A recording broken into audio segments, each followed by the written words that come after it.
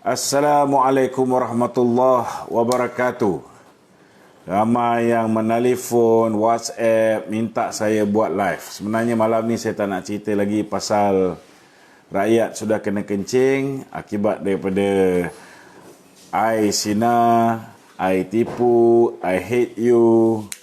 Macam-macam bentuk I yang telah pun bertukar wajah daripada mereka-mereka yang frust akibat daripada dikencing oleh Muhyiddin dan Zafrul yang telah menjanjikan mahu memberikan moratorium secara automatik, last kali tak jadi automatik. Yang telah menjanjikan mahu memberikan nikmat kepada 8.2 juta pencarum KWSP. Akhirnya saudara yang betul-betul akan menikmati hanya kumpulan kecil saja, itu pun dibebani dengan berbagai bentuk syarat-syarat gila, syarat luar biasa, syarat yang tak masuk akal. Dengan matlamatnya tidak lain tidak bukan dia sukarkan syarat-syarat ini supaya akhirnya jumlah yang memohon begitu kecil. Kerana rata-rata duit telah pun digunakan, tuan-tuan. Kalau duit ini tidak digunakan, tidak ada sebab, hanya 21 hari bulan, 21 Disember baru boleh memohon KWSP. Itu pun akan dijawab pada bulan Januari. Januari baru boleh mendapat keputusan dan kelulusan bayaran yang pertama. Dan yang kedua, seperti mana yang kita digambarkan, Datuk Seri Najib digambarkan bahawa mereka akan memberikan bantuan secara one-off. Akhirnya jadi on-off, tuan-tuan. Kencing lagi sekali. Jadi hari ini saya nak beritahu dengan saudara seperti mana yang telah pun dinyatakan oleh sahabat-sahabat kita daripada BNBBC. Bahawa jangan pening kepala, jangan panik. Kita masih ada masa. Jadi hari ini saya merayu kepada sahabat-sahabat BNBBC, sahabat-sahabat daripada Barisan Nasional, sahabat-sahabat kalau adalah MP PAS yang masih lagi memikirkan soal rakyat, kalau adalah MP-MP daripada lain-lain parti yang masih lagi bersimpati kepada rakyat, hanya satu saja cara untuk memastikan rakyat mendapat hak dia, untuk mengeluarkan caruman KWSP akaun 1 maksimum RM10,000 ini, saudara, tanpa sebarang syarat. Satu je caranya, tuan-tuan. Begitu juga kalau kita mahukan moratorium dilanjutkan selama 6 bulan tanpa sebarang syarat, hanya satu saja cara dia, iaitu bukan I sina, bukan I tipu you, bukan I kecewa, tetapi I want you out, Muhyiddin. Macam mana cara dia?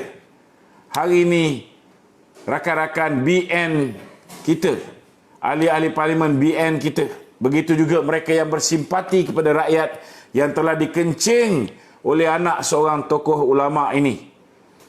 Hari ini MP-MP kita perlu untuk memastikan bahawa pengundian di peringkat jawatan kuasa Belanjawan 2021, jangan ada seorang pun ahli-ahli parlimen daripada Barisan Nasional memberikan undi menyokong. Dan saya minta jangan kita tidak hadir sidang parlimen kerana Muhyiddin sudah pun berpakat dengan Syafiq Abdal. Syafiq Abdal tidak menyokong Belanjawan, tetapi orang-orang dia tidak hadir sidang parlimen. Maknanya, tuan-tuan, walaupun Barisan Nasional ada yang tidak hadir, tetapi penyokong kerajaan masih lagi 107. Penyokong pembangkang, disebabkan Syafi'i tidak hadir, tuan-tuan, maka penyokong pembangkang lebih kurang 95 orang saja. Jadi untuk memastikan Belanjawan ini ditolak, saya rayu ahli-ahli parlimen daripada Barisan Nasional hadir ke dalam Dewan dan mengundi menolak belanjawan 2021. Kerana kalau kita tak tolak belanjawan 2021, Muhyiddin akan kekal sebagai Perdana Menteri. Muhyiddin akan tindas rakyat. Muhyiddin akan sekat hak rakyat untuk mengeluarkan KWSP mereka sendiri, yang sepatutnya dia bersyukur kerana duit rakyat nak digunakan untuk membantu memulihkan ekonomi. Sepatutnya kamu yang membantu menggunakan duit kerajaan. Tapi malangnya tuan-tuan, nak gunakan duit KWSP akaun satu sendiri pun dia tak nak bagi. Ini dia. Dan sekiranya gagal, sekiranya gagal, kita tahulah orang-orang kita ni pun kadang-kadang dibayar dengan itu sikit, dibayar dengan ini sikit, dijanjikan dengan itu sikit, dijanjikan dengan ini sikit. Mula dah ada yang sudah termakan budi dengan Muhyiddin Yassin. Mula baru dapat sikit duit daripada Anwar Musa, dah mula gelap mata tuan-tuan.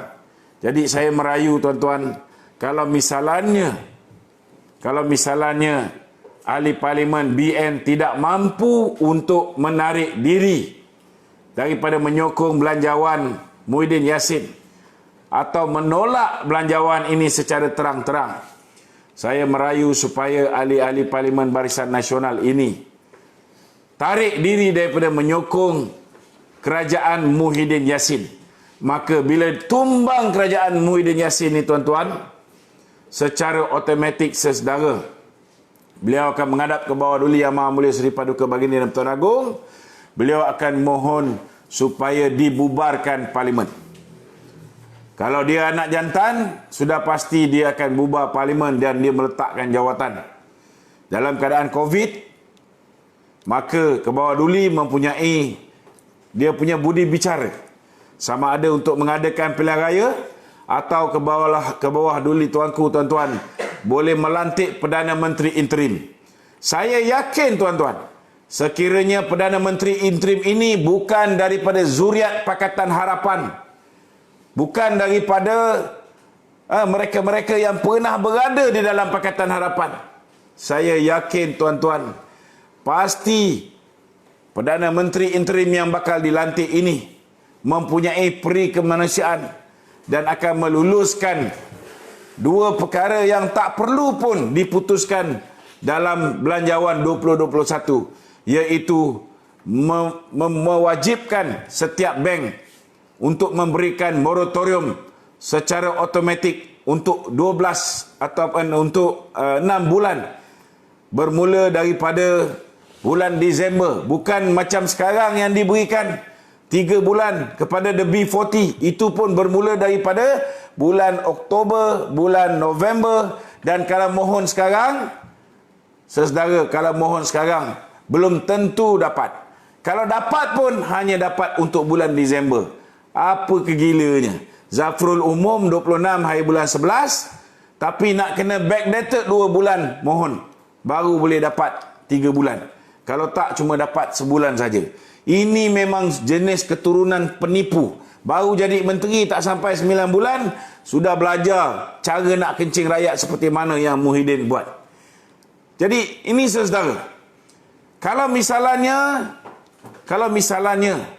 nak tolak belanjawan, tak boleh dilakukan oleh pemimpin-pemimpin Barisan Nasional ini. Kalau misalnya nak menolak Muhyiddin daripada menjadi Perdana Menteri juga dengan menarik balik sokongan kepada Muhyiddin, yang kita tahu sudah kehilangan majoriti, bagi membolehkan tuanku melantik seorang Perdana Menteri interim. Dan Perdana Menteri interim ni insya-Allah, saya yakin tuanku akan lantik orang yang akan mengambil kira perasaan rakyat, keluhan rakyat-rakyat, dan boleh membaca denyut nadi rakyat. Tak macam Bahlul yang bernama Muhyiddin Yassin ni. Saya yakin tuan-tuan, kalau dua perkara ini ahli-ahli Parlimen Barisan Nasional tidak boleh nak lakukan untuk rakyat tuan-tuan.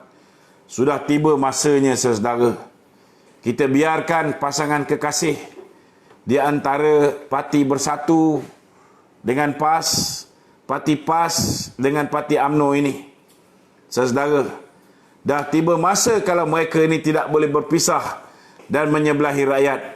Kita biarkan mereka bersama, kita turunkan dalam pilihan raya umum yang ke-15. Ini saja cara, tuan-tuan.